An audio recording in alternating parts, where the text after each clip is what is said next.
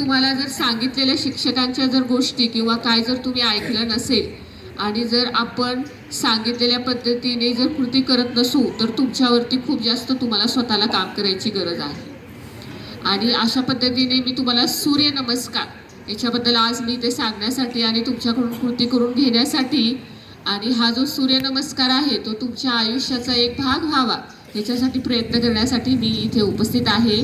माझं नाव आहे राजश्री पाटील आणि मी जिल्हा परिषद येथे मुख्य लेखा वित्त अधिकारी पदावरती कार्यरत आहे। सूर्यनमस्कार हे विषय आहे त्या अनुषंगाने मी पुस्तक देखील लिहिलेलं आहे। तर कोणाकोणाला सूर्यनमस्कार आतापर्यंतच्या आयुष्यामध्ये कुणी सूर्यनमस्कार केलेले आहेत त्यांनी हात वर करा। म्हणजे असं कुणीच नाही आपल्या इथे जमलेल्यांपैकी की ज्यांनी सूर्यनमस्कार हा व्यायाम प्रकार केलेला नाहीये। कुठल्या ना कुठल्या तरी निमित्ताने तुम्हाला सूर्यनमस्काराची ओळख झालेली आहे। सूर्यनमस्कार म्हणजे आकाशामध्ये उगवलेल्या सूर्याला नुसतं अशा पद्धतीचा नमस्कार तो नाहीये, बरोबर आहे ना? म्हणजे असं सूर्याला नमस्कार कोण करतं? केलेला आहे का? तर सूर्यनमस्कार तर आपण योगाच्या 10 किंवा 12 अवस्थांची ही एक साखळी आहे आसनांची। त्याच्यामध्ये एकूण 8 आसनं येतात आणि ती एका क्रमवार पद्धतीने आपण करतो आणि या सूर्यनमस्काराला व्यायामाचा राजा असं म्हटलं जातं। तर ज्या वेळेला आपण सूर्यनमस्कार करतो तर त्यावेळेला आपल्याला सूर्यनमस्कारामध्ये आपण मंत्र म्हणतो म्हणजे बघा सूर्यनमस्कारामध्ये काय काय आहे? सूर्यनमस्कारामध्ये व्यायाम आहे, मंत्राचं सामर्थ्य आहे, सूर्यनमस्कारामध्ये प्राणायाम आहे।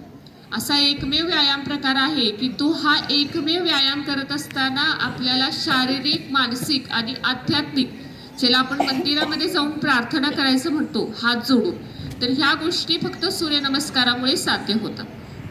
आणि सूर्यनमस्काराबद्दल असं म्हटलं जातं की जो नियमित सूर्यनमस्कार करतो तर त्याला अनारोग्य म्हणजे तो आजारी पडत नाही आणि तो दरिद्री राहत नाहीये, म्हणजे कार्यशील राहतो, कार्यमग्न राहतो, ऊर्जावान होतो, बुद्धिमान होतो।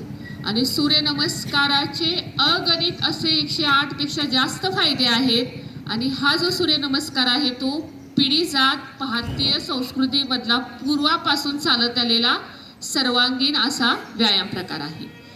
तर मी तुम्हाला सूर्यनमस्काराचे फायदे सांगतेच, पण त्याच्यामध्ये आता सध्या आपण एक प्रॅक्टिकली सूर्यनमस्कार मी तुम्हाला दाखवते करून, तर तुम्ही खाली बसूनच फक्त तो बघायचा आहे।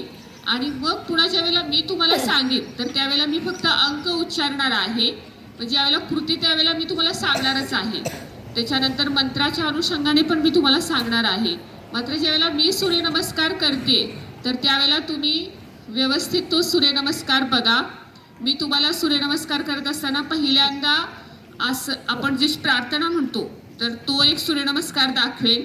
त्याच्यानंतर आपण प्रश्वास कसा सोडतो त्याच्यानुसारचा एक सूर्यनमस्कार तुम्हाला दाखवेन। आणि स्थिती जी आहे सूर्यनमस्काराची ती आणि त्या स्थितीतील नावं जी आहेत त्या पद्धतीने मी तुम्हाला सूर्यनमस्कार दाखवेन। मॅडम